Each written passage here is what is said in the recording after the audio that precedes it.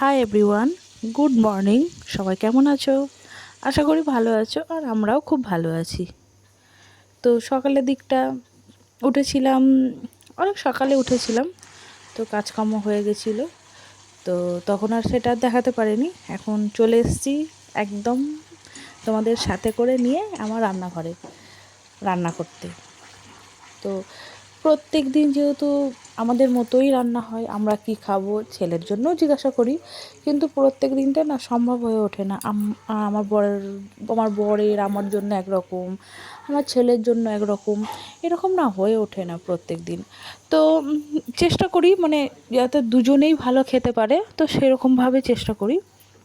কিন্তু আজকে করছি ছেলের জন্য পনির, মানে ওর একটা পছন্দের, মানে খুব পছন্দের খাবার।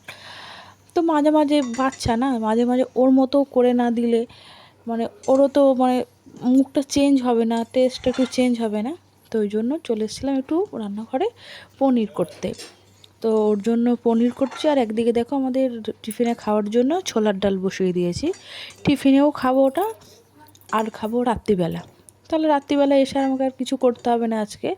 আজকে রাতে রান্নাটা ছুটি থাকবে। যাই হোক, মানে মাঝে মাঝে আমি এরকম করি যে রাত্রিবেলা এসে আর কিছু করব না বলে সকালে একদম রান্নাটা মানে করে রাখি, যদি যদি সময় থাকে। তো তো যাই হোক, সময় ছিল যেহেতু অনেক সকালে উঠেছিলাম ওই জন্য। আর ছেলে গেছিলো পড়তে, তো আর আমি এদিকে উঠে, ছেলে যেহেতু গেল পড়তে, আর আমি এদিকে উঠে রান্নাবান্না সব বসিয়ে দিয়েছিলাম। তো দেখো, তোমাদের সাথে কথা বলতে বলতে আমার মোটামুটি ছোলার ডালও রেডি, ওদিকে পনিরও হয়ে গেছে, আর ওদিকে আমি এঁচোড় বসিয়েছি। তো আজকে আমার রান্না এটাই, যে এঁচোড় চিংড়ি হবে, আর পনিরের তরকারি, আর হবে ডাল, আর ওরা একটু ডিম ভেজে নেবে গরম গরম, ব্যাস এটাই রান্না, আর কিছু করিনি। তো যাই হোক, তো সব কাজকর্ম কমপ্লিট করে আমি চলে গেছিলাম আমার কাজে। তো আজকে সকালে আমার এটাই রান্না করেছিলাম। তো সকালে তো আমি খেতে পারি না, যেহেতু আমি রুটি নিয়ে যাই টিফিনে। তো এখন ওই খাবো, তো ওই যে আমি এখন খাবো এঁচোড় চিংড়ি দিয়ে, আর এই গরম গরম ডিম ভাজা দিয়ে খাবো। ডাল খাবো না। আর যেহেতু পনির করেছিলাম, তো ওই পনিরটা ছেলে যেটা খেয়েছে, আর বাকি যেটা আছে সেটা ফ্রিজে ছেলে ঢুকিয়ে দিয়েছে, কারণ ছেলে কোনো তরকারি খেতে চায় না। ছেলে পনিরটা ভালোবাসে, যেহেতু পনিরটা করেছি, তো আজকেও খাবে, আবার কালকেও খাবে। তো যাই হোক, চলো আমি ভাতটা খেয়ে নিই, ভীষণ জোরে খিদে পেয়েছে। সেই টিফিনে দুটো রুটি খাই, মানে পেট, বাড়ি আসি আর যেন ভাতের জন্য মানে আমার মন যেন সেই কেমন একটা হয় যে কখন ভাত খাবো। তো আমার বর ফোনে বললো যে ভালো হয়েছে এঁচোড় চিংড়িটা, তো দেখি আমি খেয়ে একটু দেখি কেমন হয়েছে।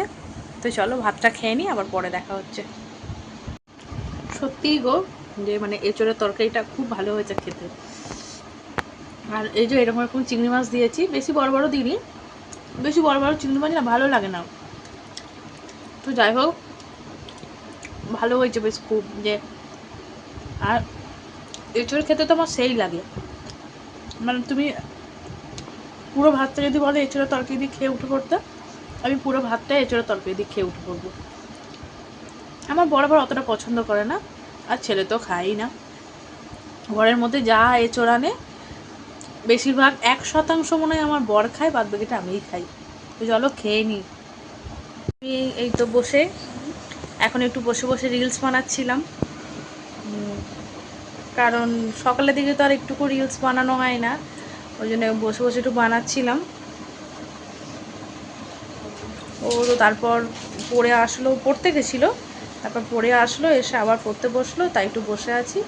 এখন এবার যাবো একটু সুজি করতে। তো চলো যাই, রাত্রি হচ্ছে, রান্নাটা করে নিই।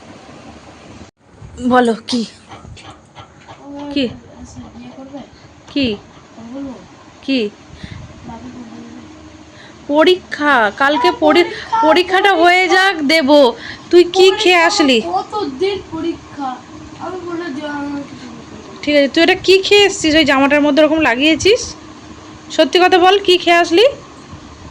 হ্যাঁ, আইসক্রিমের মতো তো জামাটায় কি লাগালি ওটা?